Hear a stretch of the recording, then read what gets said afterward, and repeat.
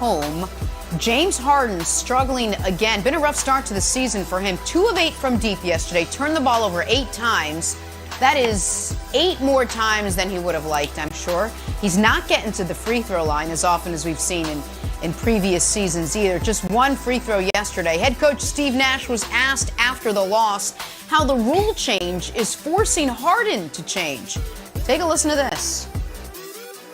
I feel like he's unfairly become the poster boy of not calling these fouls. But some of them are definitely fouls still, but they're just so alert and aware. And he's the poster child of these new decisions that they're still, I get it. There's a line, but some of them are still fouls. But I'm not the type to complain about it. You know what I mean?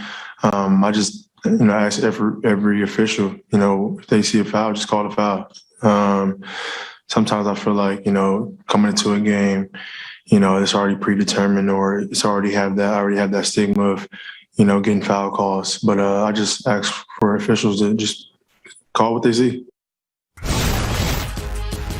It's neither here nor there, but that coat looked very cozy. Hey, Nick, should Nets fans be worried about Harden struggling to adapt to the NBA's new rules? It feels like he is struggling to do it. Well, let's be clear about what Brooklyn's been through 3 games. Kevin Durant is playing like he's the best player in basketball. He's averaging 33 a night, 10 rebounds, 6 assists on an insane 37 PER. Patty Mills, big offseason acquisition, is shooting a nice, tidy 70% from 3. And despite that, they're 1-2, and if not for a meltdown by Philly in the final 5 minutes of that game, they'd be 0-3. So what's going on here?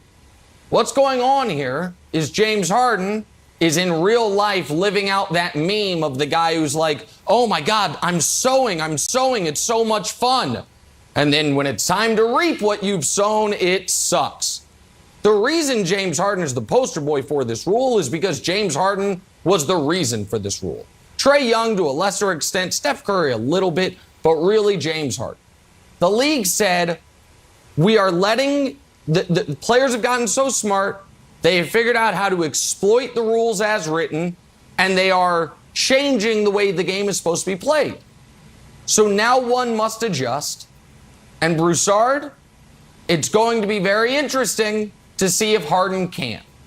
Because James Harden, Apex Harden, the 3 years in Houston, when he won 3 straight scoring titles, he averaged an unprecedented 23 combined three-point attempts and free throw attempts a game.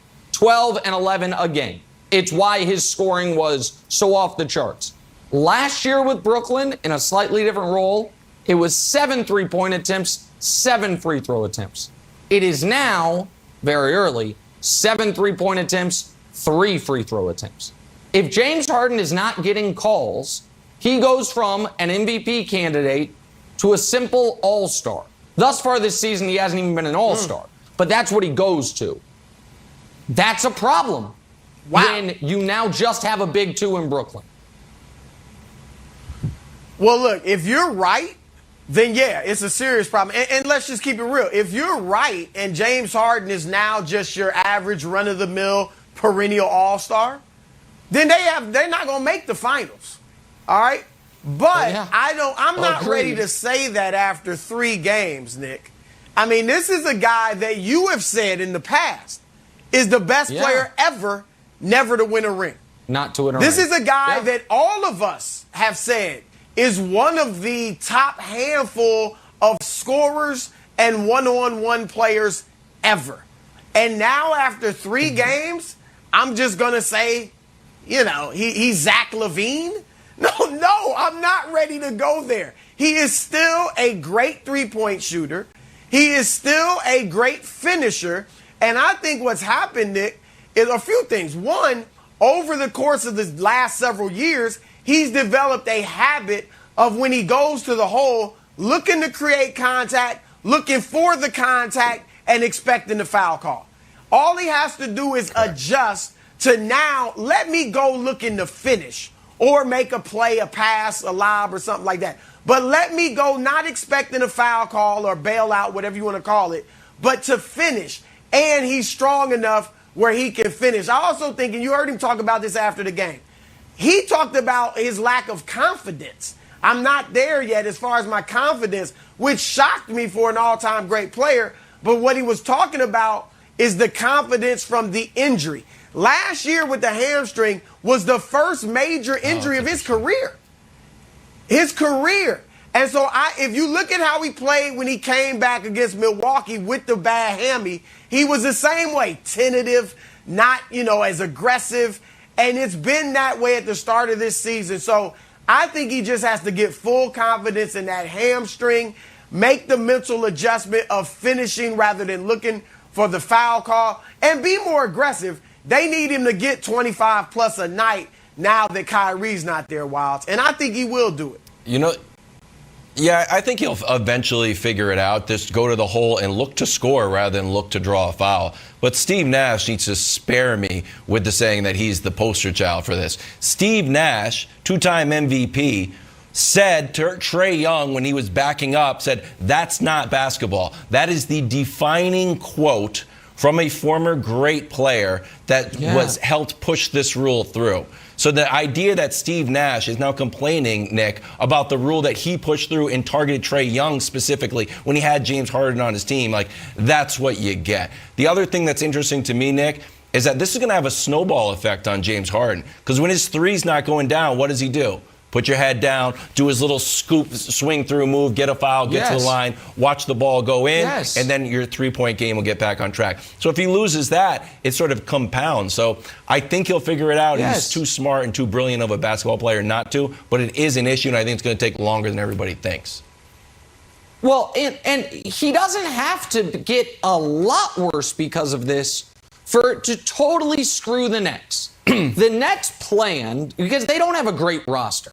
We can argue about this all year. We'll see how it turns out. They don't have a great roster. And by the way, again, it's early, but Blake Griffin, 3 games, they gave him yesterday off to do the draft. Blake Griffin, Detroit fans were like, oh, I recognize that Blake Griffin, not the guy who we saw play for the Nets last year. That's a concern, and Patty Mills isn't going to shoot 70% from 3 the rest of the year, and Durant will cool off to an extent. A 37 PR is totally unsustainable. But Broussard, the path is do what the Lakers did 2 years ago. Have 2 top 5, top 6 players, lean on them, and then it doesn't matter how bad the rest of the roster is, or I shouldn't say bad, mismatch the rest of the roster is, you can still win the title.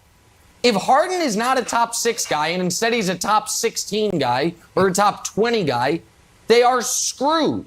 And you're right that I've said he's the best player ever not to win a ring. I have absolutely said that, and I think he has the resume, like Barkley's in the discussion, Elgin Baylor, but they're all in the same room together. But if the NBA all of a sudden, Broussard, changed the three-pointer rules and said, guess what, now they're worth 4, well, then Steph Curry would become, without question, the best player in basketball. And if they changed the three-pointer rules and they said, actually, they're all worth 2 and dunks are worth 5, well, then all of a sudden, Joel Embiid's the best player in basketball. Those are the extremes, but rule changes change the hierarchy. And when you have the player in league history who relies on a whistle more than anyone else ever, would you agree with that? That Harden's game is more whistle reliant than any great player we've ever seen? I guess maybe one could argue Shaq in a weird way because he always got hammered. I don't know. But it's on the short list, right? This rule is going to affect him. And I don't know that he's ready to change. I don't know if when you've done something one way for 8 years in a row, are you able to change? Yeah, he's able. He'd be on that short list. But the three-point rule and the foul call rule, those are, you mentioned it, that's an extreme compared to something that's not as extreme. If he can't adjust to not getting foul calls, then he's not what we thought he was. Simple as that. I mean, you can adjust to that. All right, you can ball, go finish instead of looking for the call. And I think he can do that. And I also disagree, Nick. I think you are way too down on the Nets roster. I mean, have you seen LaMarcus Aldridge? He's playing fine. You mentioned Patty Mills. Blake Griffin, it's 3 games. I think Blake's going to be fine as a role player. They got, Nick Claxton will get better. I think this team has depth. Because I need role players. I don't need another star with Harden and Durant. Obviously, Kyrie would help, but I'm just saying, those other guys don't have to be stars. They can be role players, and I think they're fine. Joe Harris, I can go on and on. They'll be fine. Right, they just right. need Harden to be Harden. Well, let's see if Harden can make that adjustment, turn into Harden again. Back to football now. Brady threw 4 touchdowns yesterday.